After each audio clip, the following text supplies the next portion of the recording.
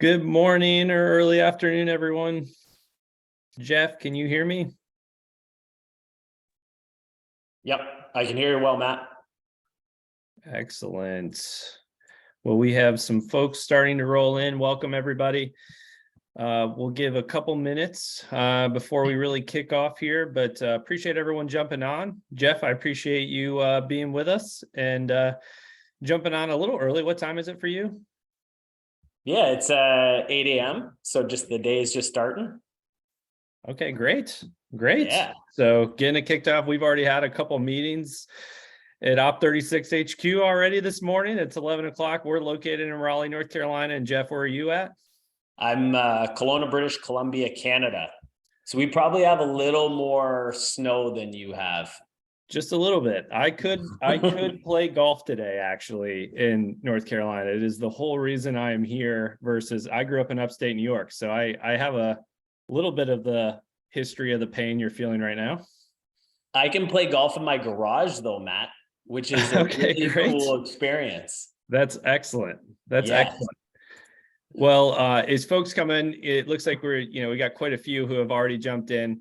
I do want to start setting the stage for today and start right off by thanking Jeff for jumping on. I think this is going to be a great webinar. He's going to be our speaker for today and cover 10 tips to grow your business with Operation 36. And we'll go through a bit of our history first. And there are some that are on the call that maybe have never run an Op36 program yet at their club and they're looking into it. I think there's value for both if you are an Op36 location or if you are looking into Operation 36. But just some introductions before we get started. So Jeff, painting the picture of our story, we actually go a ways back. So for those of you who don't know, I'm Matt Reagan. I'm one of the co-founders of Operation 36. And in 2010, I was fortunate enough to team up with our other co-founder, Ryan Daly, with the whole purpose when we started of just trying to create a long-term junior golf development program. And it all started, could we get the kids coming to the golf course every single week? And if we could do that, then potentially we could turn them into a golfer. And Greg Rose and Dave Phillips at TPI got us super excited about it. And so we started in 2010 and got 3 kids to sign up at Keith Hills Golf Club in Buies Creek, North Carolina. And, for the past 12 years, we've still been focused on the same mission, but not only with kids, and it's evolved into adults. And what is Operation 36 today? Well, along that journey, we found other coaches who were really passionate about junior golfers, and we saw what they were doing, and they saw what we were doing. And this is well before the program was called Operation 36 or was starting to be licensed to golf pros. And I met Jeff through that connection, either at the PGA show, and Jeff already had very, very successful junior golf programs. And we always just kind of kept in touch every quarter, had a little chat, and it's always fun to talk to people who are really, really interested in just trying to grow great programs and thinking long-term for kids.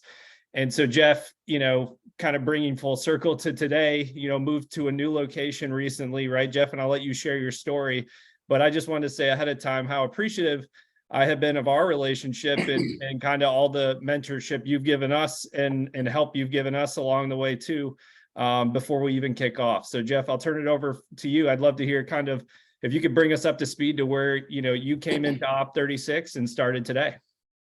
Yeah, thanks so much, Matt. I appreciate the nice introduction. And it was such a cool initial meeting that we had down at the PGA show. This was sort of in the infancy of Op36, and it's grown so much over the last probably 10 years, as Matt was saying. And I think from my standpoint, it was really neat because I was with a business partner, John Roy, at the time, and I was running a coaching business in Toronto, Ontario, Canada, called Golf Performance Coaches.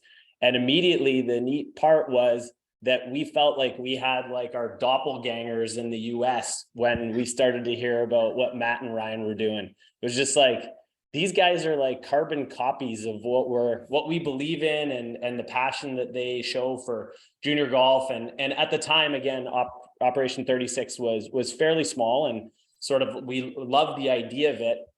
And it was something that, and I always get this question. I hope out of our talk today, everyone's going to sort of gain appreciation for whether you are running Op36 or not.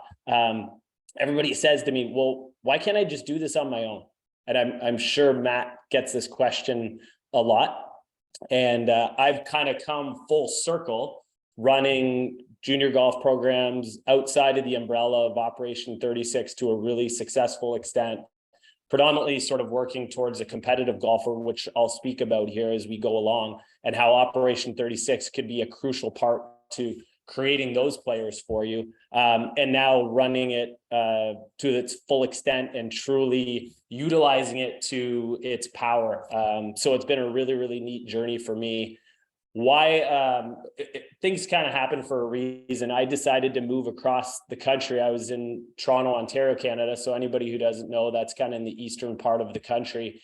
And through everything that was going on with the pandemic and living in one of the biggest cities in Canada, I decided with my family to uproot everything and move across the country. And we did it truly just for reasons that we wanted to orchestrate our lifestyle more around things that we wanted to do, spend more time in nature, live in a smaller city, all of those different things. The place where I moved to is called Kelowna, and it's truly a fourth seasons playground. Anybody in the US, it's essentially like living in California is the best sort of connection, where California with a little bit of winter, but it's got a lot of time where we've got summer months and it's warm, and truly you can do everything from skiing to being on the water and tons of golf. So what ended up happening was that I came out with pretty much nothing. The business that I'd created with my business partner in Toronto, who I still have a really good relationship with, I sold my portion of the business off to him and just came out and said, let's see what we can do.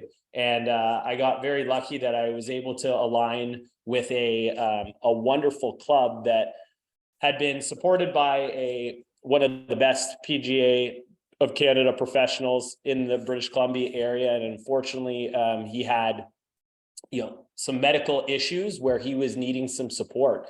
So I kind of came on board, and unfortunately those medical issues in 2021 kind of took his life, and I kind of fell into sort of the lead role at a fairly high-end semi-private club called the Harvest Club in Kelowna. And he'd spent a lot of time with juniors and had a lot of juniors that he worked with from a more high-performing level, but truly there was zero juniors from sort of a learn-to-play level at the club. So I was kind of coming in, and I didn't really have anything, and was going to try to start this new program. And that's where it was just a perfect storm for Operation 36. It was just one of those things where I said, okay, I've got a fresh start here. Nobody didn't really know as much about me because I was from out east, and I was able to launch this program with so much back-end support, which many of you know from the Op 36 team, with all the structure built in, all the marketing materials, and it was just a go. So Matt, that's hopefully a good start there. Kind of will paint the picture. Yeah. My goal for today is truly, one of the cool things is with Operation 36, I'll reiterate this, as much as I love working with learn to play players, it's not actually who I really enjoy working with and spending the majority of my time with. So I'm hopefully going to show you here through our top 10 tips of growing an Operation 36 business, how it's great if you want to work with learn to play players, and I think that's fantastic, but that's just not me. But I want to show you how Operation 36 is still a major hub of my business, even though I actually don't want to work with that demographic. And hopefully, Matt, that doesn't come across as being negative in any capacity. But I just wanted to sort of portray the breadth that you could use the program for, depending on what type of avatar or person you want to really spend your time with. No, I really appreciate you setting it up, Jeff. And that is 100%. And like you said, when we met each other, we had very common interests. Ryan and I think we've told the story 1,000 times. So if you've heard it. We really wanted to work with better players. We had this concept of taking someone who's already pretty good and getting them to the top. And we realized how hard it is to get the introduction players, but we also learned that that's quite an opportunity to get our foundation in place to work with the better players. So I would like to say that your interests and ours are the same. And you'll notice that, Operation 36 to me is a lot of fun because it's almost those things that we like seeing where you're helping people hit goals and see them progress. We're just doing that from day one, right? And it keeps you motivated as a coach. So absolutely doesn't come across in the wrong way. We're still hitting our goal of trying to get new golfers into the game. And I just wanted to highlight a few stats here. This comes from your Op36 portal. So you've had 153 total golfers, 94 golfers created. So that means they actually went on the golf course. They played 9 holes. They shot 36 or better and are on to level 2 on the golf course. So they've had a positive experience with golf. And we actually measure that in the Op36 portal with all the data by just logging the scores, right? And so these are all the rounds that were logged in your portal, practice sessions, little social actions, and then how many objectives that have been marked complete in the education part of Op36. So all I'll say to get started is we appreciate your support and seeing. It's always fun to see coaches, and congrats on being a 2022 top 50 coach. We haven't announced that to the world yet. It's coming, I think, next week's, but I just did want to congratulate you ahead of time on that. And I'm really excited to dive in here, Jeff. What I'll do, because there are some folks who are on the call that they don't know about Op36. Let me give, a 3-slide background just so when you're speaking to these 10 tips, they're going to have a better understanding of kind of what you're saying. Because this is great. This is going to be a phenomenal one, and I'm excited to get started. So anything before we get going though, Jeff? No, sounds great, Matt. Perfect. And as any questions come in before I start, there's a Q&A section, put it in. We're saving time at the end for Q&A. Jeff and I will kind of go back and forth on each tip. And if anything pops up, any questions, we don't want to leave any question unturned. And so no question's a dumb question, as I always say. And we understand that you have challenges at your club and you're going to look at something and go, well, that doesn't work for me, or how would you do this differently? Please put it in there. We'd love some open discussion at the end here. So without further ado, so if you aren't familiar with Op36 and who we are today, and we've changed a lot over time, we are a developmental golf program that provides beginners, adults and kids, with a motivating plan to go from their first round until they can shoot par from the full tee box. That's the narrative of coming into Op36. That's the goal. It's not a short-term 5-lesson clinic to try to get better at golf and to maybe test out golf. It's more of we're not only going to get you into golf and introduce you, we're also going to progress you in the game. We're going to give you a long-term plan. Just like in a school system, you would never put anybody in, you never put your own son or daughter into a school where they say, we don't have a curriculum. They get to do activities when they come here, and we hope they're going to be okay in 10 years, right? So we just try to have a bit of a model in everything that we follow. And then every location kind of puts their own spin and their own coaching style and application to it, as you're going to see here with Jeff. It's pretty neat. We are trusted by over 670 locations. We cracked the 100,000 participant mark this year as we wrapped up the year, which is pretty cool. And this is since we've been able to kind of have a platform or technology to put all this in place. How does the program work? It's pretty simple. Golfers attend a weekly group class, and there's a 6-level curriculum. And inside that curriculum, there's these 12 skills. So every class, you just teach one of these 12 skills. It's all built out in lesson plans for the coach in Op36. And then, and it's all laid out for the family. So they know what's going to be covered, and they can go check out the lessons ahead of time inside of the app. But mostly you're playing fun games in classes, and you spend about 5 minutes in the middle to cover an education topic like aim, roll, and stop is level 1 putting, where you're teaching them that they have to aim the putter, and where that face is where the ball's going to go, and then the different lengths of stroke. So it keeps it simple for the pro, but it planned, and it's fun and educational for the students. The core component of Op36 is where we actually get on the golf course and we play 9 holes, and they use the Op36 model on the course, where level 1 is 25 yards from the hole. Everyone is challenged to shoot the score of 36 from there. And if they do shoot the score of 36, they immediately level up to level 2, and they're at 50 yards from the hole, where they try to shoot the score of 36. And this progresses until they can reach their full tee box. And then it continues through 5 other full tee box yardage divisions. And then we use our technology platform to be able to help support this and track this. We used to use pen and paper, and we used to, have them, it was just all over the place with booklets and things like that. So we've gotten it into a technology platform where we can keep up with our students, connected with coaching. And it's probably something unique about us that, we leaned into 5 years ago. we really feel like it's taken 5 years. And now that we're, if you aren't familiar, we are now a division of Golf Genius. We merged with Golf Genius earlier this year, and they have such an excellent technology team that we're a part of now. So all these feature requests that our network, we had this vision of any requests that come in, we want to organize them and see which ones come first, second, third. Well, we're starting to really be able to accelerate that since we've tripled the size of our software engineering team since we've started. And our first thing we just kicked off was our brand new registration engine. So we're so happy for that, because that was such a painful point that we've heard from coaches for years, that it's so hard to register people in Op36. And that launched last week, and we have payment integration coming in early Q1. And so we're super thrilled to have all that in place, and you should see the roadmap that's getting planned out now. So that's Op36 in a nutshell. This is the typical structure. You just run, this is an 8-week pilot program where you run 1 class a week. Those students are signing up for that same class. And then you might hold a 9-hole event every other week using that Op36 format. And Jeff will go through, how he prices it out and everything. But this is, what we recommend is somewhere between $300 to $420 a participant, where you break that down. It's about $30 a class, $30 a 9-hole event.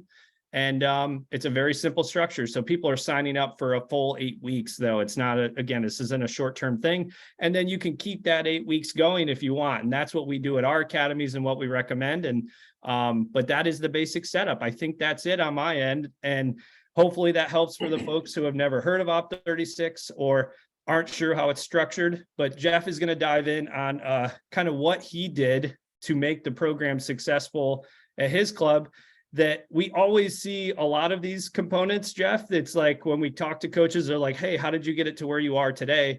They do a lot of these things, but you have all these neat spins on what you do from your previous experience. So I think everyone's going to get a lot out of this. So without further ado, I'll turn it over to you on your first 5 tips. How did you split this up, Jeff? Yeah, thanks, Matt. I guess I wanted to start with a little bit on where the genesis of these 10 tips kind of came from, because it's very applicable to my journey with Operation 36. So I'm just through my second full year running the program. So I hopefully that gives everybody a little bit of a context here.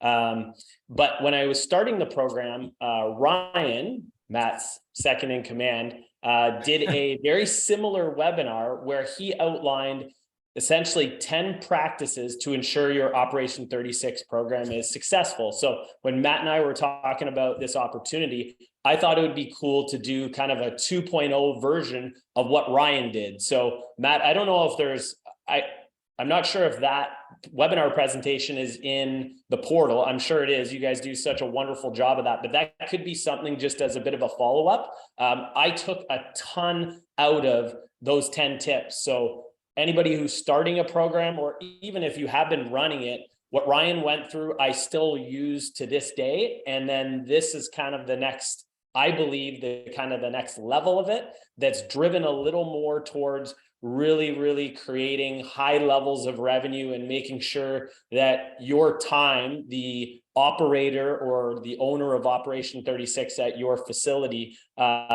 you get taken care of really well. So I thought that would be a good one to kind of start off there, Matt, just to give a little context. That's perfect. And we got 2 sections. The first section you do kind of more around program finances. And then the second section is more around like delivering the program and making that easy and some tips there, right? Yeah. And it was one of those things, like I found the task was interesting because it really forced me to kind of get clear with if I had 10 things, what would they sort of be? But when Matt and I talk about this, it's like we could spin off on each of these 10 tips and do like 10 underneath each one of them, So yeah, we're going to go with sort of breaking them up in that way. And let's rock it here, Matt. All right, let's go on to tip number 1.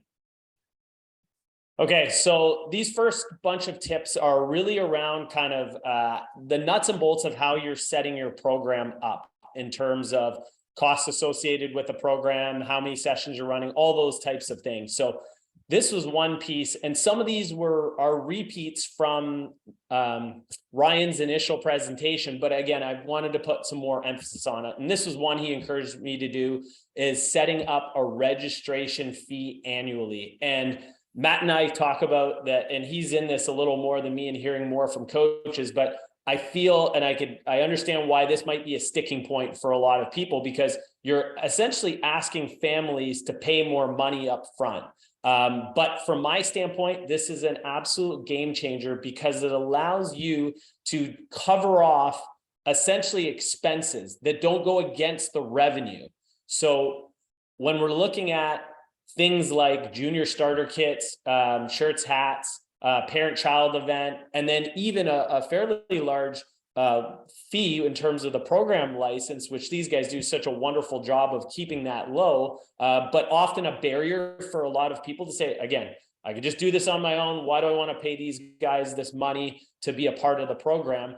You can get it covered off if you just embrace having a registration fee. So we have every year players that have been in the program before, they'll have a slightly lower fee, but if they're new to the program, it's going to be a little bit higher. So in our example, new players will be charged a registration fee of $150 plus GST. And that just allows us to cover off what Matt had there. If you've got a new player coming, or sorry, a returning player, they've already got that starter kit, which is such, again, one of the other pieces as well that Ryan talked about. The starter kit is wonderful just because it makes the curriculum come alive in a tangible way. All the curriculum is laid out in the app, but I find the starter kit, particularly on testing days, makes things come alive. So instead of the athlete just getting the check mark on the app, they physically can get the sticker that shows them they just got their rank 1 posture, as an example. So again, it is an expense, appreciate that, but you can kind of get it covered off in that capacity.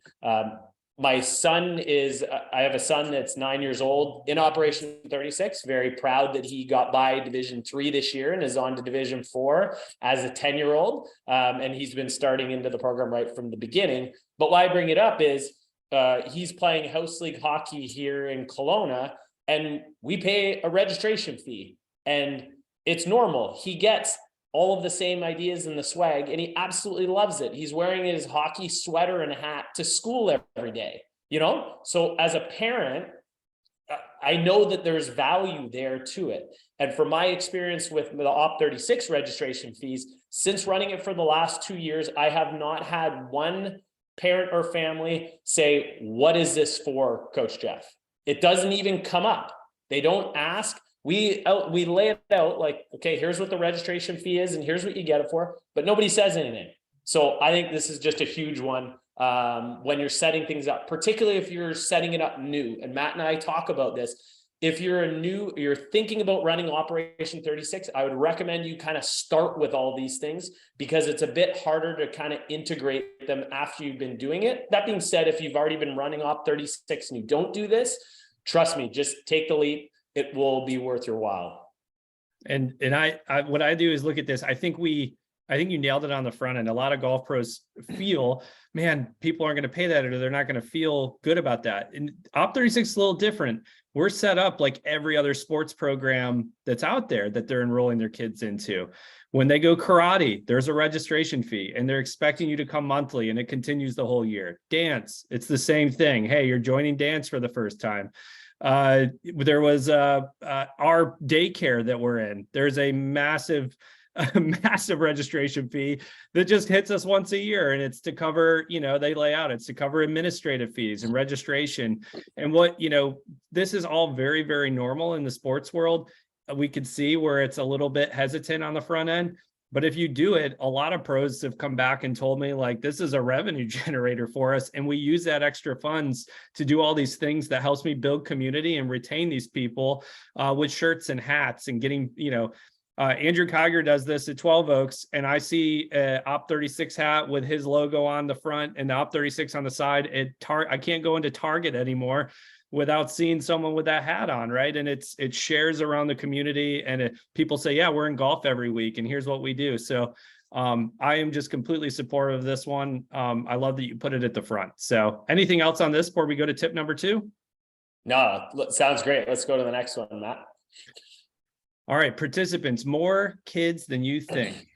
So this was, Matt asked me to fill in some of the slides with pictures. So I'll give a little context to some of them, because the pictures that I put in, I found have a little bit of an emotional connection for me as well. But this was from our opening parent and child event. So I'll speak to the parent and child event throughout some of the slides. Again, another one, you have to run it. I didn't run it in year one, and then I ran two this past season. They are absolutely a home run for so many different reasons. Might be another context of the call, but this is a picture of our first one in the spring, where we have to run two 9-hole shotguns, because there were so many people there.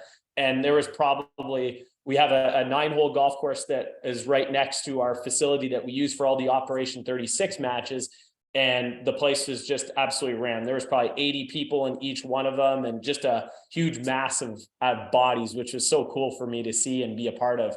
But tip number 2 is all around when you're setting up your classes, and Matt talked perfectly about the two components, the classes and the games. My experiences is put more kids into those classes than you think. So when I started Operation 36, I'm like, I want to make sure that this is really, really high quality. So we kind of committed to having a ratio of kids to coach, or players to coach, of 4-to-1. And we thought that would work well. So that would mean that I can do it with an assistant, which I'll talk more about here as we go. And we can have 8 kids in a class. The thing we started to find out is that because Operation 36 at its core is an introductory level program in our Learn to Play bucket, kids are doing all sorts of other activities. Why that's important is I believe they will show up to classes about 80 to 90% of the time. If I get kids that are like really engaged and probably don't have a ton of other extracurriculars, maybe they're in the 90 to 95, but most of the kids, to be totally honest here, are playing multiple other sports, which we encourage. So by nature of that, if I have 8 that are registered for a class, most of the time I'm going to have 5 to 6 there. So then we started looking at this and say, well, if ideally we want to get to somewhere around 1-4 or 1-5 in terms of that ratio, we probably need 12 or 14 kids in a class. Why this is nice, and we'll keep hammering this point, is it just allows you to have more revenue, but you're not changing the amount of time that you're doing it. And it's not a disservice by thinking about it. It's just being realistic. So even though there are that larger amount of kids in a class, less of them show up. And just knowing that, don't be afraid to put more into your classes than you probably think that might come across as being a bit scary. Yeah, it's a great point. And I think, there's going to be varying levels of coaches. Like, I'm brand new. You can also scale it back if you're brand new to coaching and you're worried about having 8 kids. But once you start to see, I think, I've watched the coaches grow where they go from, I think this is going to be overwhelming. How do I get to everybody? Where you start to realize the class is more about getting the group together, playing fun games, having them learn a little bit of something. You're going to teach them a little something in the middle. And just by having that and doing the games, they get better. It's funny how that works, right? And then if someone really needs help, you can address it with something more private. But it's a lot of people do get kind of worked up about this. So I think it's a great point. And to speak, there's nothing wrong, like you said, to maximize your time for revenue. And that's what these are. If you go from, if it's $30 a session, you go from 6 students to $180 an hour, right? And now all of a sudden you go to 8, we're cracking the $200 an hour mark, which makes it great for you. And it's still a great environment for the students. So again, if you're hesitant here, the kind of the middle way is we always go 6-to-1, right? Is the one, if someone's brand new, we'll tell them to start there. And then if you're feeling more comfortable, you've coached for a while, you can do it. As Jeff said, 8-to-1. Is it 8-to-1 is kind of your max? That's where you kind of lay at, or have you even gone higher than that?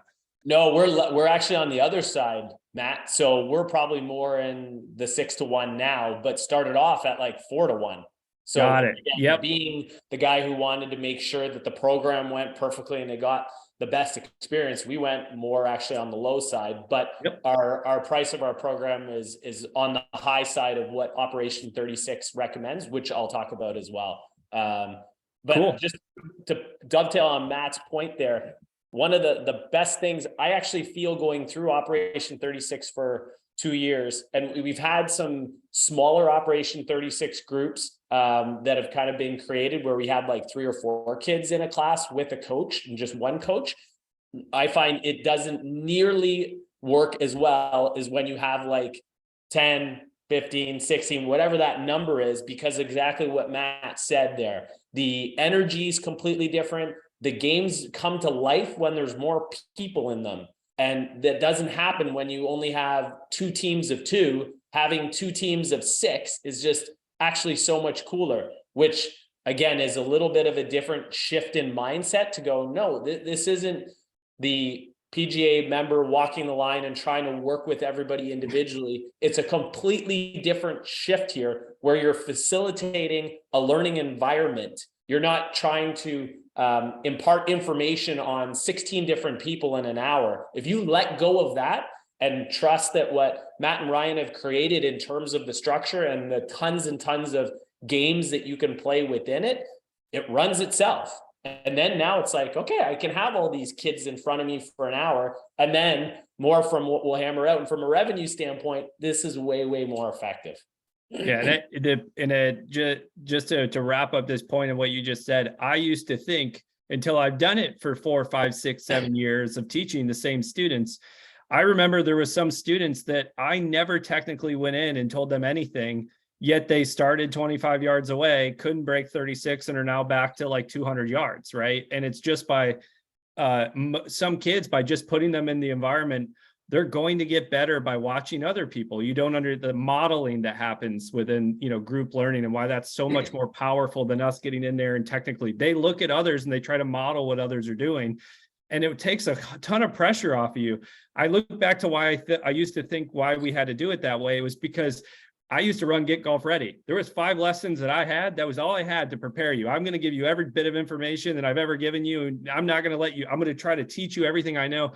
That's kind of how I started. It took me a long time to change my mindset, but it becomes way more clear once you've worked for the same kids for 2 years and you start to see them progress and you're like, oh, wow, they are progressing. And I didn't, all I did was set up this environment. I absolutely love that you hammered that point home and you said it way better than I could, Jeff. All right. Number 3, pricing, charge higher than you think. And Jeff, I added this one in. This was just from one of our slides, just so we had, someone who's never seen pricing and how it could lay out for the season. This is something you could speak to. So to kick this one off, you've got to understand that if you're going from typical learn to play programs where you're running sort of clinics over a series of 4 or however many weeks and such, Operation 36 is completely different. And because of that, you need to charge appropriately for it. It shouldn't be in that same realm as if another PGA member down the street is running clinics. It should be way more expensive because of the fact of what Matt described beautifully at the beginning of what the program entails. This has so much more depth and breadth to it, not only from what they've created in terms of the app and the curriculum, but also what they're getting in terms of their on-course experience and the classes. So from my experience, again, we started from 0, and I am in a market that we have some fairly affluent families. So I did sort of know that kind of going into it, and where I came from in Toronto, Ontario, similar thing. But that being said, and you could figure out what's realistic for you, but whatever you think it is, just make it higher is what I want you to hammer out here. And as I've said, I have not had anybody over the last 2 years say, why is this program so expensive? And we'll talk about sort of how you could hammer that home to new clients as we kind of go through here. But kind of a simple one there, Matt. And Matt's kind of drawn out here some of the projected revenues and whatnot. And I would say, again, like, look at that, like, bottom right number and think like way higher than that. These guys kind of show you, I think, what the average is, but I think there's way more that can be had here if you just sort of know that this is a high quality program that you're going to be delivering. And I'm looking forward to when you talk about kind of, I'm not going to ruin the tip, but you're going to speak more to how this can be a foundation so you can do other things, right? Like, at the end of the day, what we learned in doing this, because we built it and we still run these programs, is there's 3 people that have to benefit. Number one, if the golf pro doesn't benefit here, you're not going to run a great program. You're not going to lean into it. You're not going to plan. You're not going to do the extra mile because you're not benefiting from it, right? So making sure that you're charging enough coaching revenue to make it worth your time to administratively want to deliver it is really important, because then that too leads to really happy golfers that come back. You get them committed. They're coming back every week. They're excited. And then and you're getting them to play golf, which leads to number 3, a really happy golf facility, because they don't really make money unless you're paying them, one, a coaching fee, because lots of facilities take a little bit of your revenue to be there, or you develop a golfer that's going to pay for a round of golf or buy a membership. So you have to, that cycle really starts to happen. And I've always seen anyone who doesn't charge enough say they don't make enough. It's not worth their time to put it in. And it's so reverse of what you would think. People don't buy into it because it's cheap. You tell them they can drop in, whatever. There was a really good question that came in, Jeff, that I think tees up right here. It says, I have a shorter season, 4 to 6 months, depending on the weather. Our club has only offered drop-in clinics, camps, and junior league where members can pick and choose when they come. Our members like the flexibility. How many issues do you have with members that don't want to commit? I'm a dad, have signed up my own kids for hockey, lacrosse, etc., but it feels like golf is different. How would you address that? That's an awesome question.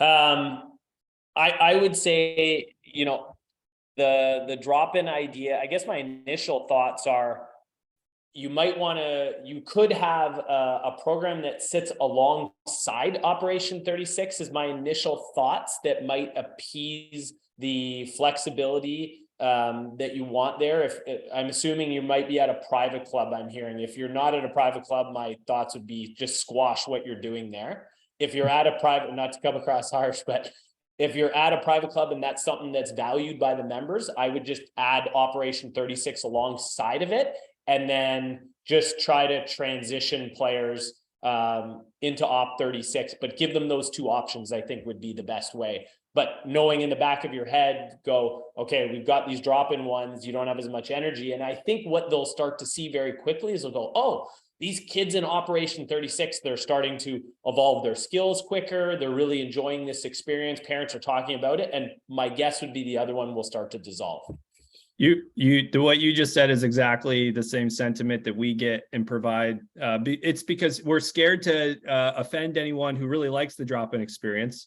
Mm-hmm. Yet we know, and you'll be even more confident in this later. You have to be confident enough to say, my goal is to turn them into a golfer. They can't drop in to do that. Just like your kid's never going to make it to college if they could go to school whenever they wanted. So this is our committed developmental golf program. Yet we still have our drop-in clinics. You can choose which one you want, but if you're coming to this one, yeah, you are paying the rate. You're coming to the full 8 weeks and you're committing to that. And that's what every other sports program is very confident in doing, not only from a business model perspective, but they also understand the other thing is we can't turn them into a golfer if they don't come and play and they don't come in a group and get connected to somebody at our club that makes them excited to want to come to the golf course, right? And that's what they're paying for. So you do become more confident the more you see it. But Jeff, the way you said it came across exactly how we see it. Keep offering the drop-in clinic, offer it as a new option. And if someone says, can I drop into this? You say, no, this is our committed developmental golf program. You're committing for this one, but you still have the drop-ins if you can't make it. So completely agree with you. Thanks for answering that one. All right. All good here? Yeah, I'm going to turn the afterburners on here, Matt, if you're game too.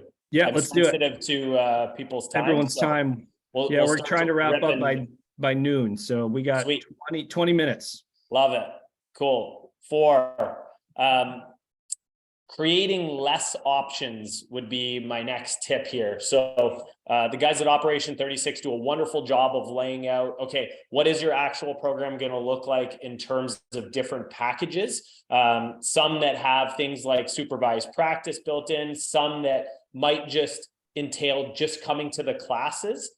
Some, let's call it over on the right side, package 3, that have some individual coaching built in. Over the last 2 years, I found that 90% of the players fall into one package, and the package is the one that combine the classes and the games. And off the bat, as Matt sort of spoke to a little bit, there's always that, well, do we want to give them some more individual time and offer that up? So we kind of did that. And then it's like, well, what if they, to the other individual's point, can't commit to doing the classes in the game? So we'll kind of offer that. My advice is go with the middle package and have that as your core. And don't worry as much about those other ones, because I find that there's just very little traction on those other ones. And again, it just makes it simpler to be able to communicate, and also from a family standpoint to know that this is the one that's kind of the bigger bang for their buck. So pretty simple on that one, I would say, Matt. And just to support you, we no longer teach the what we do, and where we had multiple packages back in the day. So it's all, you have one rate, and it's for the 9-hole events and the classes. So it's just definitely supporting you here, that the simpler the better. We found it just makes it administratively to deliver, it's so much easier, and there's not really that max benefit anymore that we're finding. So very cool. All right, number 5, final tip in the tips on program finances: scaling and building your coaching team. Yeah, big one here. I can kind of say all of them as big ones, but so the picture, as I said, that has a bit of a heart. This is a cool picture because it actually shows how beautiful location that we have. You see kind of mountains in the background and stuff. And this is one of my assistants, Coach Lucas, working with, you see a fairly large number of athletes there in our Op 36 program. But my intention off the bat was, and I guess I'll just preface this with, I spend 5 hours a week with my Operation 36 program, and that's it, and no more than that. And that is absolutely perfect for me. But what I get out of those 5 hours a week is absolutely massive in terms of revenue. And this is the number 5 is the reason that I do that. So in the beginning, when I started the program, I was working within everything. And what I've done is this year, I've started to pull myself out more and more to some of the frontline stuff.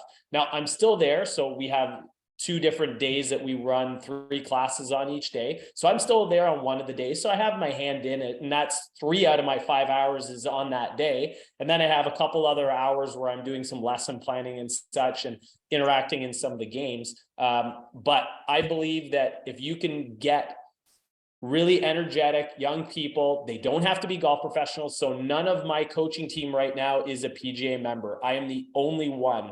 Lucas, as you see in the picture here, is an apprentice. He's becoming a PGA member. Otherwise, they are very, very high skilled college, university players that are working within it, that I can pay a rate for them to help out that isn't going to drive into my revenues very much.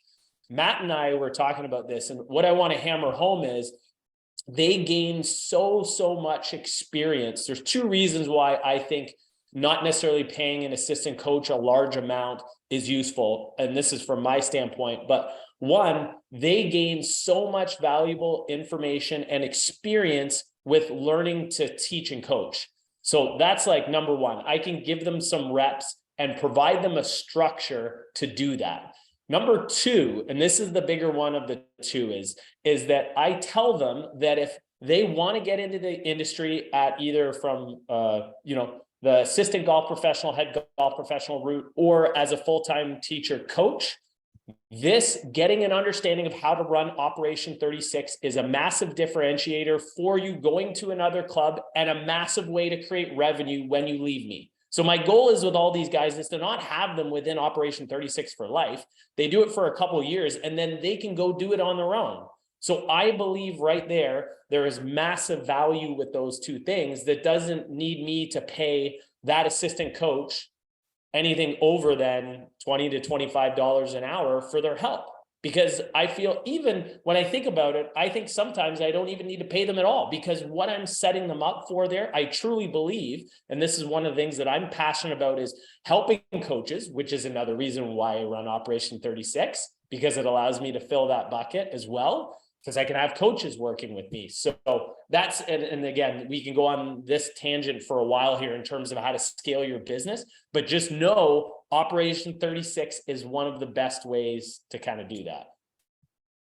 That's phenomenal. I'm not going to add any more to it because I want to be respectful of time. You nailed it. There is one question that came in around this. How many coaches are recommended to run said program? I'm the only instructor. I do have college golfer assisting in group lessons. Thanks, Joe Buck. Perfect. Yeah, I think it depends on how many. Sorry, Matt, I'll kind of just quickly field it, but depends how many kids you have working with that are in your program. So we sort of have a cap around 70 kids per semester for us, and that entails myself, again, just working a little bit within that on the front lines, and I probably have 4 other assistants that work varying amounts with it. So that would be my scenario there. They don't work. They don't work all the time. I just have, I've got a lead coach on the Monday, and then Lucas in this picture on the Monday. So that's like their day. And then they help out with the games. And then I have an assistant on the Thursday, bam. And then they kind of help out with the games too. So it's actually not even that much from their time. These are all guys that are working in the shop, playing competitive golf, and they coach, a couple extra hours a week to do it. Yep. And if we're always saying, if you're just getting started, choose your 2 days with 6 students in them, get you your first 12 students, and then know when you're going to do your next ones. And then once you get to a certain level, you'll have your classes filled with 6, and you'll have enough revenue to go, okay, maybe I can hire an assistant coach or make that next leap. But you can do it 6-to-1 on your own. That's kind of, I would say, 85% of Op 36 locations that start, that's how they start. It starts with their first 2 classes, those fill, then they fill their next 2. And before you know it, it's a couple grand to $3,000 or $4,000 a month coming in addition to what they were making, and they can make better decisions from there. So excellent. All right. When you say afterburners, we better roll. All right. We'll go quicker here, Matt. All right. Here's our section 2, 5 tips on program management and delivery. And we'll go into number 6 here. Yeah. So this was one that Ryan hammered in his initial webinar that I just want to reemphasize here.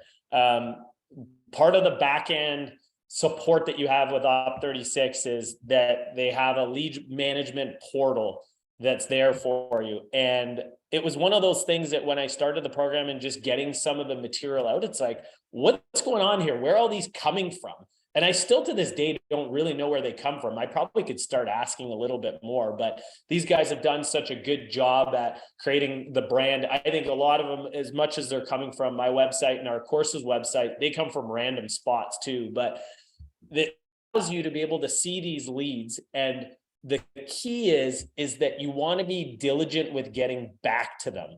And it doesn't have to be tough. I think if you can create something that's fairly cutter in an email that you don't have to write each time, just save it. And anytime you get a lead, respond back to them fairly timely. And it's your choice in terms of what that actually is. For me, I try to get back to them within 24 to 48 hours most of the time, but don't leave them sitting there is kind of my tip here. And Matt put it on the slide, which I think is great, is these leads are all like, if you don't, give them care and attend to them, this could be possible revenue that essentially you're just throwing away.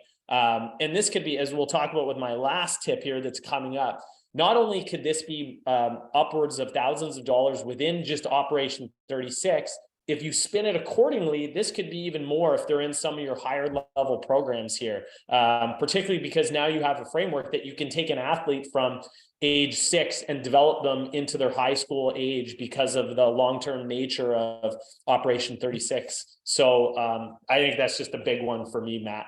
Yeah, we had 18,000 leads come in to coaches this year. And if each one of those was a $300 program, it's significant revenue that, we get hammered on our live chat that's up every day. Hey, I filled this out. I haven't heard from the coach. So if you're on and you're a coach, follow up with your leads, because we need more program locations than we have more golfers coming through than we have program locations. So they're wanting programs, and especially now more than ever with COVID, people are starting golf left and right. So that's all I'll add to it. All right, number 7. Yeah. So nice kind of tie in there. So one of the things when a lead comes in to our portal, in that email that I send to them, thanking them for reaching out and providing them a little bit of information on what their next steps is that I include a webinar that I've done from the program. So this was another thing that in my previous time, I'd always done parent webinars. And I'm a big believer that the more you can educate parents, the easier your job is. And I'm a parent, and I know Matt is as well. It makes things so much easier when I'm sort of educated on whatever needs to be done in terms of my kids' journey within the sport. COVID has done a lot of negative things, but it's also done a lot of really good things and benefited a lot. This is one of them. That I used to run parent webinars in person, and you'd get, maybe 25% attendance. What's great now is that you can do them online. And even if one person shows up, the webinar can be used for good later on.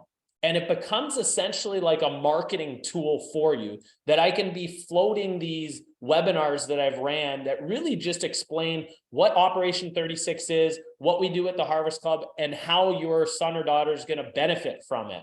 So anytime I've got a lead, I said, here's our webinar from the last semester. I'll do them every semester and multiple if I can. And they're posted there. It goes over to my YouTube page and they can watch that. And it just essentially provides value for them. They can not even register in the program, but they've now seen what you do, and they're going to be able to tell other people about it. That's one of the nice things about Operation 36. It is so simple to explain. So I just strongly recommend do more of these than you think. I've done some on emotional management. What should you say to your son or daughter in the car on the way home from games? Things like that. And they're absolutely endless. They don't have to be long. You can do them for 30 minutes. Invite people to come. It's an added benefit. So one of the other reasons that I charge high is because they get parent education built into it, which is, I believe, a big value there that isn't delivered in a lot of your typical learn to play programs. This is phenomenal. No, it's great. It's great. And it is kind of a hassle to get people together and stuff like that. If everyone's trained to do online now, so virtual, everyone's leaning into now, just like QR codes, right? QR codes are totally in now. Like we're not looking at menus in restaurants. Your QR codes work, online works too. This is phenomenal. And once you record it once and you get comfortable, if you don't like that one, throw it out, do another one, and you're going to find one where you're like, man, I crushed that and I have it now. And that's what's getting sent to my leads every single time. And it just builds that. I love it. All right, number 8, promote your results. Strokes lost is powerful. All right. So this is one of the things I think, again, that separates Operation 36 from other programs is that you have measurable results. And this is the way I believe that you can really start to drive both retention and new people to your program when you tell people about your results. Okay, so this is an example of, I put my son here, not in the picture, but the data on the left as an example. And this is essentially, this comes out of the journey report, which I'll just kind of touch upon in my last one there. But over 2 years in Op 36, he has lost 23 strokes. Now, if what's really cool about this, if you then do some multiplication here, and they can, I always struggle to kind of find exactly where this number is, but they have such wonderful support with Michael and some of the guys, they can put me to it easy, is that you can get the number of the total strokes lost within your program over a period of time. So I think my number last year, and I put this was like the big number in my parent webinar. After I explained who I was, it was like, boom, 653. And I just put the number up and that was it. And that's the number of strokes players lost in Operation 36 after year 1. We're probably into 1,200 or something after 2 years. There is such power in that from my standpoint, because you're showing that you can deliver results. So they say, well, what is my kid going to get out of Operation 36? Your kid is going to lower their scores. They're going to become comfortable playing golf and they're going to shoot lower scores. It's very simple. So I think this is a big one, just to be able to know that that is a very powerful stat. It shows up a lot. Just make sure you're showing the parent and the athlete that, and potential people who are looking to come into the program. Phenomenal. Yeah. And it's calculated by their first score they shot from a level or division. So if you shot 46 and then you shoot 36 on the number, you lost 10 strokes, and we just add it to the next level, and we add it to your next level. So we're taking your baseline minus the other to show how much they're improving in each level and adding it together, then adding it together as a whole community. And you're 100% right. I saw a new dashboard design that's bringing strokes lost to your dashboard, which will be really nice. So you don't have to go searching for it anymore. So just know that that's on the horizon. Number 9, wrapping your semester. So I've talked about this a little bit in some of the other points, but I can't, was a huge game changer for us this year, and it serves multiple different purposes. So this is a way that you can kind of tie off a semester. So we run 2 12-week semesters. Matt was talking about sort of the stock is running an 8-week semester. We've gone to 12 just as a result of the nature of our time that we've got within our outdoor season, and found that running longer semesters is much easier in terms of retention. You're not having to essentially re-register people throughout, and there's a couple logistical pieces. But at the end, so what we did this year is we started our year with a parent and child event, and then we put one at the back end of it.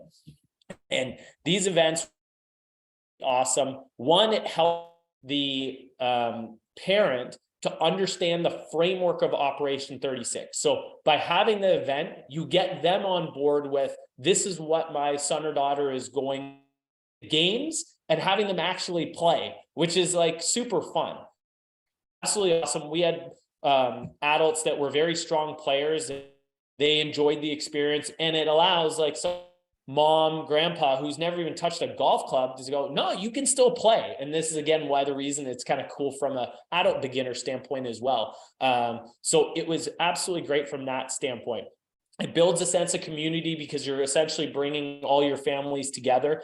And then the thing that we added in at the end of the year this year was the player journey report. So this is a new report that Matt and the crew have gotten out, which is absolutely wonderful, which is essentially just a report card that's done really, really nicely. One of the reasons why you should do Operation 36 and not run it on your own is these absolutely wonderful back-end reports where I essentially just have to press a button and everything comes up that summarizes that athlete's journey within Operation 36. So we took those reports, put them on some card stock, and essentially gave them out at our year-end party. So it was just a wonderful way to essentially show more value to the families that were involved in the program, and just a wonderful way to kind of tie things off. So I highly recommend if you had one thing out of this, just experiment with a parent-child event this year. You can do them at the end or beginning of semester. Just do one and see how it goes. I guarantee it will be a home run.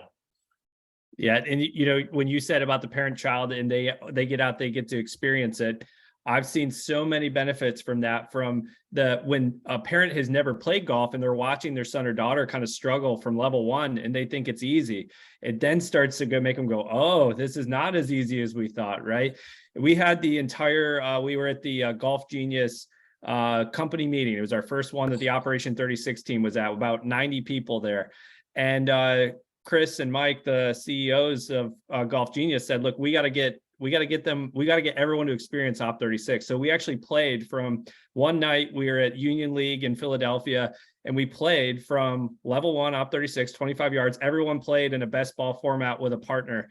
And everyone afterwards said, I totally get it. Like, I get it, you know, because it seems so simple, but everyone had a blast. It was so much fun watching our developer, Sergio, for the first time play his first 9 holes and, you know, pitch it up in the air and everyone cheering across the course. So it really gets everyone to buy in. So I could not support that one enough. And the importance of wrapping a semester is so important. It's so important to do that because it puts closure.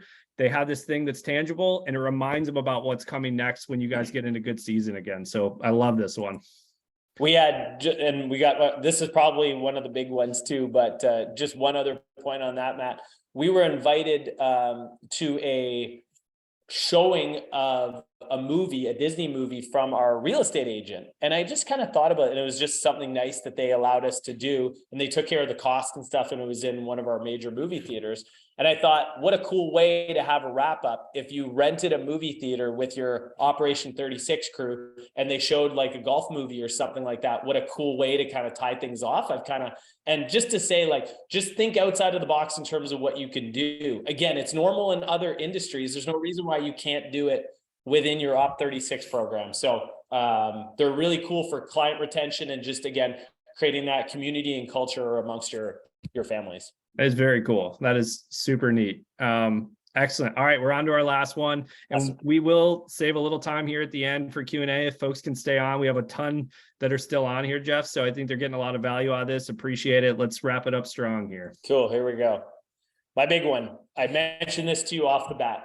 My two, the things that I love to do is, one, educate coaches, which is one of the reasons I love doing this, but also working with that stronger competitive player. So I want you to sort of be aware, this is just a quick visual here of our long-term player development pathway. And there's tons and tons of research on this. And this is what Matt and Ryan have done so beautifully in building it in.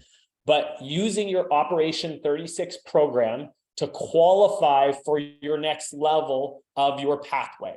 And again, the quantification is so powerful from my standpoint. So our next level program here is our new to competition program. And what I've done is to say, to get access to that program or to qualify for it, you need to at least shot or got by Division 3 in the Operation 36 games. That tells me that that player is proficient at, they can shoot 36 from at least 100 yards. So I know that they have some reasonable short game skills. They understand some basic tactics of the game. And now I can take them to that kind of next step and getting them to explore competition outside of the context of our club. And that's kind of what that next level is. So again, if you love working with young kids, great. You can just kind of rock Operation 36 and do that. But know that if you don't, I think that having Operation 36 as a hub will drive participation in those upper level programs. And starting from zero, we had our new competitor program last year. And now I've got athletes in the learn to compete phase, which are more kind of your high school age players. It doesn't take long. I'm done kind of 2 years of this. And essentially now I have all aspects of my player development pyramid going that will continue to grow over the future years. So it's a neat one that you can just use that quantification with the games. And again, it drives people to the games. So I have a kid who's, let's say, coming into the program and they're already kind of established. I will say to them, unless they have a really good competitive resume or something like that, to say, no, like, come into our Op 36 games.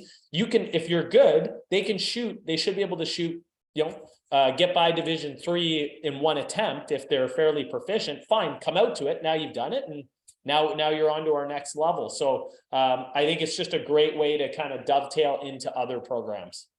No, and what I love here, Jeff, just so it really brings me back when I see a slide like this to like when we started and what Greg Rose and TPI and what they got us excited about. Then we learned that, Canada's been all over this for years before them, right? And they brought it, and now PGA of America has ADM, and it's starting to get people to start to think long-term and have that next step at the club. And you have to have an actual program to make that come to life. And I think this one really speaks to what frustrated Ryan and I back then, even with TPI's program, to say 10 levels, hat levels. It's like, well, what does that do? Or how do we get them? How do we know, and how do we make sure we're getting better? And how do we make it fun every step of the way? It's really challenging to know. And so this one excited me the most out of all your slides. So I'm glad you slaved it to 10, because personally, this is what we want. If we want to create a long-term program, your club could not only it's the clubs that are doing this and think to that next level, that we're talking, they're the ones that are pulling in 200, 300, 400, 500. I've heard of $500,000 in coaching revenue because they have multiple coaches, but it's the coach built this idea of a complete development program at their club. Just like you see a gymnastics, at a gymnastics studio, and you see the girls in this level and they go to the next level, and there's a plan the entire way through. I love that. I love that you're using level 3 and higher for Op 36. You get to this and then you get a step, and it paints a narrative into a kid's head who's starting to say, those are the new to competition players, or those are the next level. That's where I get to go. If I get to this, I'm going to work harder. So all that narrative and community building is so neat. I absolutely love this. Those are 10 amazing 10 amazing tips. This is a little recap of them. Registration fee, participants more than you think, pricing, make it a little higher than you think, program options, keep it simple, less than you think, scaling, build that coaching team, the mentorship, program management, respond to those leads quickly, host virtual parent webinars, record it, you have it for future to send you all your leads to get that cycle going, promote those results, so your families can tangibly see what they did, celebrate the success of all your folks at the end of the year, get your folks involved, build community through parent-child events.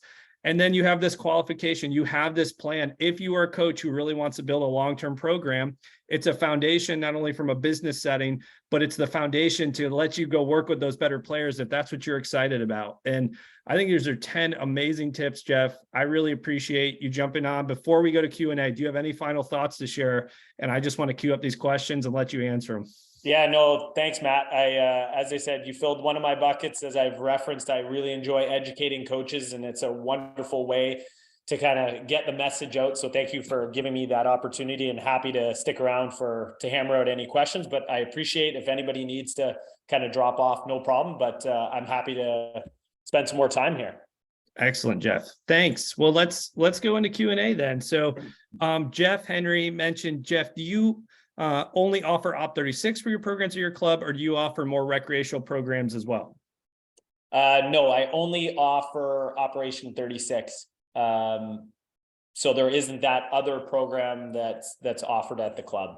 And it's as I said, it's worked well. I think you can have something else that's there. I chatted a little bit. The first tee is come up to Canada, and that's kind of spurred on some different discussions around things like, how is First Tee different than Operation 36? And I think Matt's answer to me, I think, was perfect, in that they're two completely different programs that can be run alongside each other if you want to do that, but you don't necessarily have to.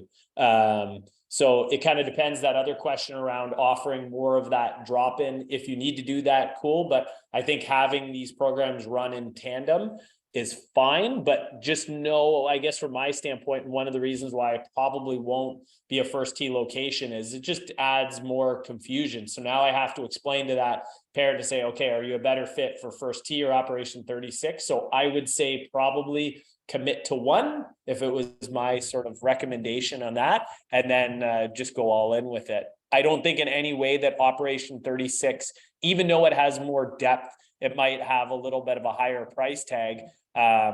It's no different than, my son having an option to either play house league hockey that costs him $600 a year, or do the drop-in program. They can sit alongside each other. They have value for both, but I would suggest for you, maybe commit to doing one of the two of them. Excellent. Thanks, Jeff. Ross Kakula said, I've been skeptical to go to 8-1, but hearing Jeff's analogy really encouraged me. And to go to 10-14, get that assistant, right? I need to run, but we'll hear the recording. Would love to hear about Jeff's experience as we go live. So that's awesome. Awesome. And then he said, also tell Jeff Ross Kakula says hi. So, and then I'm at Josh says, I'm at a very busy public facility. Is it possible to run the program with zero or very limited golf course access? Any best practices here? That's an excellent question. The golf course access, you have to be strategic with. We were very lucky that I have a short 9-hole golf course right alongside our facility, and we have a championship golf course as well. And I use predominantly the smaller golf course for Op 36 for multiple different reasons. So I guess my first piece is Operation 36, in my opinion, the games run better on executive length golf courses. When you run Operation 36 on a full length golf course, logistically, it's much more difficult. I wouldn't say, I don't want it to be a barrier for you, but we run two games per semester at the Harvest Club, which is a full 7,000 yard golf course. The problem is that we now have to get everybody on golf carts because the walk between tees and greens as you stretch holes out gets long. And that was always one of my questions when we started Op 36 is how does logistically that look like? And so now I got to get players and parents on carts and get more people driving. Whereas when you have a short golf course, I have everybody walking. There are parent caddies there for certain divisions, and they can go from green to tee way easier. So I guess my answer would be try to search out a small golf course that hopefully is fairly quiet that might be happy to have you. I know they're out there. You just kind of have to search and try to create a relationship with them. But don't try to force it on a big golf course. If you have access to that, great. If you don't have access to sort of some holes, I guess the other thing too is it doesn't, even if you can get a set of holes, you can make it work. So if you can't get like a full golf course, like I can see running loops on 3 to 6 holes as an example. Matt, do you want to maybe chime in on a couple of other? Yeah, there's a lot. Well, with COVID, like we went through this with COVID and but very busy public facilities. We have, there are some clubs that it is challenging to do and where you do have to walk, right? And it's a very challenging long walking course. Those are challenging ones because you have to have, it is really nice to have one group or something or one parent with a cart in a group. Keith Hills Golf Club, the one we were at, it's a full length course. Everyone walks, but it's as soon as you start to, layer it out, it goes, it really flows. I would say on the ones that have limited golf course access because the facility is busy, a lot of times the only time that a facility will be upset if you come to them ahead of time and say, hey, we need a block of tee times here, is if they're giving you huge discounted rates and it's a really expensive club, right? Mm-hmm. There's 2 options there. One is just pay the rate and package it in, because then they can't get upset. It's like, hey, I'm paying you full rate for these tee times. And that's what we recommend everyone do. It's part of the program fee. Just like in hockey, you're paying for that ice time, right? It's expensive. But it's important that you're packaging it and you're doing it. If you get ahead of it, and like right now, like we're building schedules for March and April with clubs right now that, that's when they're going to be kicking off up north. And we're already putting the tee times on the sheet. We already know what the club's being paid. If they, you might have an awesome club that they give you half rate or they give you $10 tee times. That's awesome too. But just, I would say, get it ahead of time. No, everyone's like, oh, it's so busy. It's so busy. If you can book it out ahead and you can get the right rate where the manager is not upset about you taking those tee times, you're going to be fine. And the participant is okay paying for it, because what's their alternative, right? The alternative is they don't have a spot to play and you didn't build it in there for them, right? And we know that that's how they're going to get better.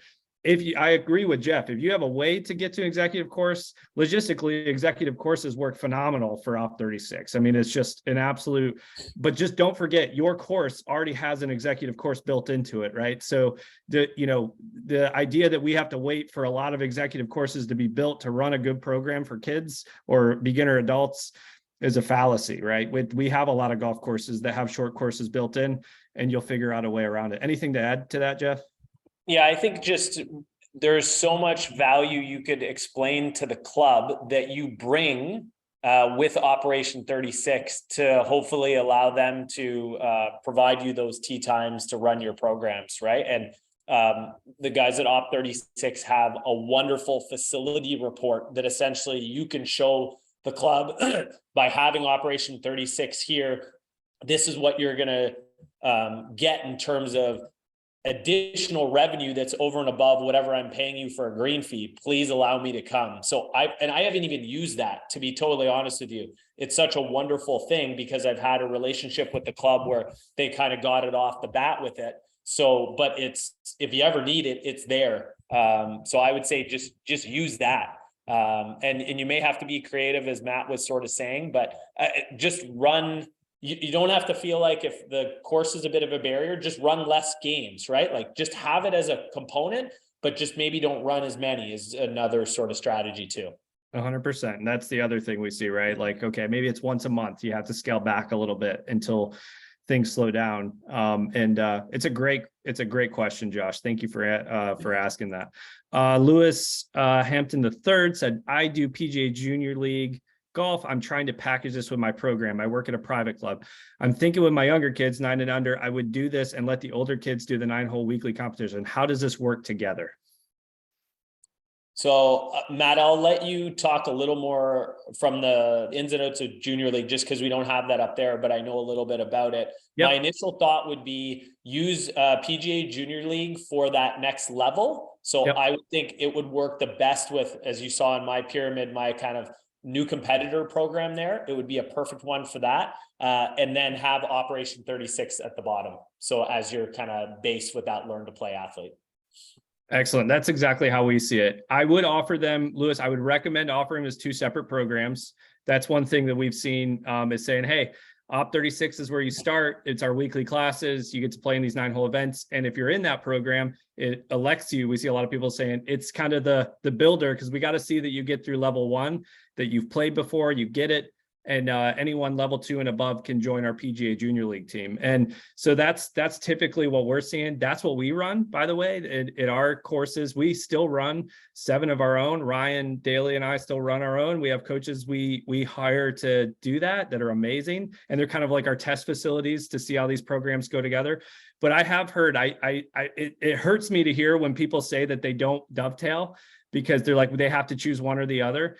But they dovetail so well together. The kids love the team events where you're doing a scramble, and that's what Junior League is, right? Ours is just a bit different. It's kind of that long-term foundation that you can lean on and say, this is our starting program. I love that it's called Learn to Play, right? You're Learn to Play, your LTPD that you put together, Jeff. Like, it's called Learn to Play for a reason. That's getting you comfortable, getting you in a group setting, giving you small achievable goals, and then it provides you that next opportunity to go. And you might have some kids that do not want to play on a team or play competitively, and that should be their choice on if they want to go to that next step. So completely agree with that, Jeff. All right, let's see. We're starting to wrap in here. Jeff Chamber. He just said, Jeff Chambers said, 100% agree that Op 36 has a great way of creating competitive golfers, or at least the kids know if they want to be competitive, and has worked great at our club and has helped grow in the academy. So less of a question, more of just a statement. Thanks, Jeff.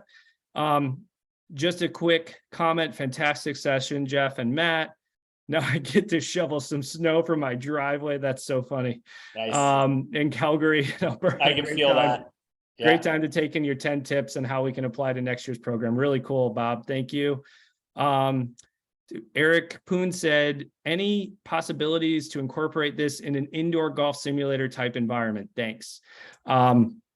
It says regards from Hong Kong. So that's pretty cool, Eric. And we have had lots of conversations about indoor golf and how that would apply to Op 36.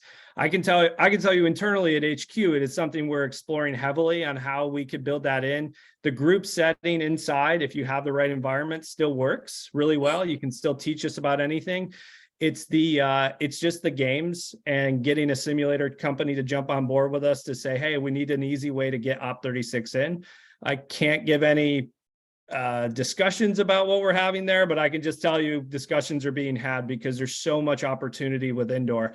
I'm a proud owner of I'm really big on environment.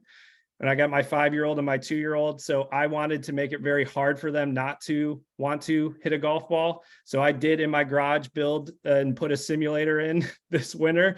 And it's been phenomenal. And so what that's also doing is just gets my head spinning every day about how that could come to life and how that could be a future. So nothing yet, but potentially in the future, and happy to keep everyone up to date on that. Anything on your end, Jeff, from that perspective? No, it's perfect. It's great, Matt.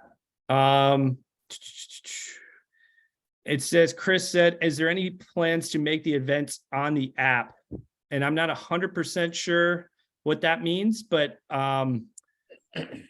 Chris, if you want to just clarify a little bit on to make the events on the app, it may mean right now the app is set up to log an event. It's not set up to create an event ahead of time and plan it and do tee times and pairings. We happen to be with a company that knows how to do all that stuff, Golf Genius. So I can assure you that some of those features will be coming to make the 9-hole events easier in the future. So just know that if that's what that's about, that is a already stream planned for improving and making running the 9-hole events in the Op36 portal very seamless. And we're in good hands with Golf Genius to know how to do that. Jeff Boismer said, great job, valuable information. Thanks, Jeff and Matt. Just a statement here. You mentioned new members get charged $150 for registration. What do you charge returning members? Justin Archuleta. I would charge half of that for returnees. So really it's the cost of the starter kit, which $50 US. So it ends up being about, with the Canadian dollar exchange, a little bit higher on our side. I want to make sure that that's fully covered off with a new player. And then we'll just kind of bump that up a little more for a new player. So that returning fee really just covers a new shirt, a new hat, any fees associated with like a parent-child event for that semester. We'll give them some food, the associated green fee that the parent's going to have as a result of that, and then potentially a little bit covering off the cost of the registration fee. So we just separate those amounts that way. Got it. Awesome. Thanks. Jeff, someone put in there, just as a tip, we use 3 holes and set up 3 tees per hole. 9 holes, same holes, Right. Put different shots into the green. Really cool idea. Perfect. Really cool idea. Absolutely great. Like you could even set up, I know it might be tricky, but you could do it with a portion of your driving range if you're really having to be creative. I'm sure Matt and Ryan have come up with any possibilities, but I think just be open to be creative with the games. And again, just try to leverage the power that you can bring to the club with Operation 36. And I really don't think that you'll have issues in terms of getting access to holes. Yeah. And the biggest question I always brought to management, is like, hey, if you want more people playing the course, right? Or you want people, if they play the course, they're likely to stay members at the course if you're at a private club. Would you agree? And they usually say, yes. Yeah, I would 100% agree.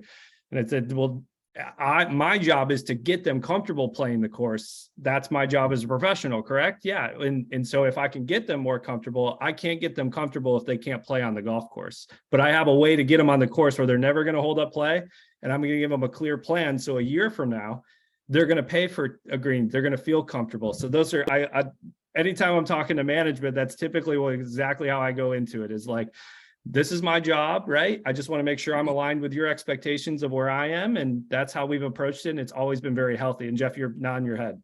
It's cool to hear it, but I'm just thinking of the other thing we didn't hammer in is the speed of play is another game changer when you're talking to clubs about it. Oftentimes they think, okay, we've got 60 juniors going out to play, that they perceive it to be slow and is going to create a negative experience. It's the opposite. And you've got to be able to explain that to them. Is you say Op36 matches take anywhere between an hour and 10 and an hour and 40 minutes to play 9 holes. It's quick. So it's never going to hold up a golf course is the cool thing. And if anything, in our place, members love the fact that they see, when we bring them to the big course at Harvest, all the little kids around and stuff like that too. And we get people that send us notes, say it was so cool to see them out there, and those notes then go to the general manager to say, hey, did you see the actual members are liking having the kids here? You've got them now. Yeah, that's so good. And Charlie from our team wrote in that, they talk with Atlanta Athletic Club hosted, the PGA Championship. A lot of their 9-hole events are on this 9-hole executive course. But the feedback they've given us is when they do have to put ladies or juniors on the full golf course, they're still playing in 2 hours. Like the pace of play is no longer an issue, right? So it works in both settings, and that's half the that was the 2015 to 2000, mid 2016. Of trying to figure out the time component had more to do with Op36 becoming Op36 than understanding that we could develop better benchmarks for people too. Like it started with solving the time first, because our club was not having the 3-hour round from forward tees, so great points here. There is a lot of discussion in here. I'm trying to keep up, Jeff. So David Banks, a little bit more of a statement, said, I have a very big program and challenges finding time to conduct on a very busy golf course, 36 holes, 80,000 rounds in 7 months. little busy. I think I'll have to offer Op36 program to a limited number of participants receiving the full program. David makes a really good point here, and I completely agree with him. Don't ever think that, I know when like we get guests on like Jeff, or with someone who has, 60 to 80 to 100 to 120 kids, it can overwhelm someone who doesn't have that. You control the pace, you control everything, the spots available. Like even in our new registration, we have, your max enrollment, 6 for this class, 6 for this class. And you just let everyone know, I'm capping it. I have no more room, and whoever wants it, trust me, it'll fill because of the scarcity first off, but you have control of that. And is, I just can't imagine, I hope it does, but I can't imagine that our, rounds are just going to keep going absolutely through the roof. It may, and that's phenomenal, but it's always going to be something that we have to know internally as golf pros. If we don't get people comfortable playing the game, they will never play the game, right? And that's, so I would, if the option is to run Op36, but tell them they have to go run 9-hole events on their own, go do 9 holes on their own, I say don't run it. That my thing is they won't go do it, and then you're going to get a high dropout rate. I much rather you take the time to say, no, this is going to be run. I am going to try to find a way to fit these in, whether it's at my club or a club down the road, and we're going to figure it out, because that's what the consumer wants. They want that full, complete program and package, and they want to feel supported. So David, I'm just very supportive of what you said there. Is there's nothing wrong with starting small if you have a very busy facility. Jeff, anything to add to that? Yeah, just only, Matt, that I would say in David's scenario, if I was, giving him advice for that, I would say just find another golf course. I think that's the solution. Don't try and put it into something that's already packed, albeit you can, as Matt was saying. I say just like find a smaller golf course somewhere within a half an hour of your facility and try to create a relationship with them to run the games. And then you're not having to feel overwhelmed with it. But I think Matt's advice around controlling the size is huge. And from a business standpoint, scarcity is excellent. So having wait lists, again, that could be another point that we could build in the future, is awesome. Anytime you have wait lists, I think it creates more demand. That's like excellent for your program. So if anything, start small, get some wait lists rocking, and then you can start to kind of open it up, is a really, really good way to do it. Excellent. Nope, completely agree with you. There's always another course that's looking to book their tee times, right? And typically if you can find one close, big thing though is don't think that you need a big program to get started, right? That I need to get, you don't. You can get started, and it's very easy to start small, and it just kind of grows from there. Tara said, how can we see how many strokes our participants have improved? So I know there's 2 spots. We need to make this more available. One is on the player journey report. So if you go to the report section of your app, and 2, there is like an all-time data part. It's not in a great spot right now. It's been flagged that we need to improve it, but it's under this kind of all-time data under one of those reports. If you scroll over, you can see how many rounds you've logged, how many, what the total strokes lost is. It looks kind of like an Excel sheet. So Tara, if you have any problems finding that, just shoot us on our live chat, and we can get you set up and make sure that it's there. But it's under that report section. All right, look forward to playing golfers in front of the time. All right, I think possibly elaborate a bit. Possible to elaborate a bit more on how Op36 is being done at a driving range with limited access to 9 holes. So very. We have some folks that do this, and I think Jeff kind of just spoke to that, right? We got to really find the 9 holes, find a way to build that in at a driving range / that's a great spot if you can do it. If they got a little putting green, you can still do all the classes there. I mean, anything else to add to that, Jeff? This will be our last question, because we do have to hop here at 12:30. Appreciate you staying on, Jeff. Yeah, no problem. No. I just to reiterate, I think the games are the big differentiator. So, in my experience, just the players that have just come to the classes, albeit they do get benefit from working within the curriculum, you're going to get the biggest bang for your bucket of the game. So as we've talked about, try to just think outside of the box in terms of how you can get games running to any extent, whether there are less of them or lesser hold, whatever it is. Try to make that happen, I would say. Excellent. Excellent. Well, Jeff, thank you again for taking the time to put all this together. I'm glad, your passion comes out of coaching and teaching no matter where you are. So I'm sure everybody on the call really appreciate it. I know I do. I got a lot of value out of our conversations that started way back in, I think, 2012, 2013. So it's just really fun to have you on, and lots of great insight. It's got me fired up again, filled my bucket for the week. So again, appreciate it. And we will send out a recording, have our guys will follow up to make sure everyone has this. And again, any final thoughts? No, it's great. Thanks so much, Matt, for having me on. And it again fills my bucket to be able to help other coaches and share a bit of my journey with them, and hopefully provide another outside non-op 36 employees perspective on the power of the program, and the fact that, and again, anybody who's still on, I think the guys at Operation 36, they over deliver with pretty much anything that I need, which is another one of the cool parts about why I think there's a ton of value in Op 36. So great job, Matt. And thanks for keep pushing things out as we provide different feedback and whatnot. You guys do that awesome. So thanks so much. Thanks so much, Jeff. Thanks, everybody. Let us know if we can help with anything. Have a great Friday.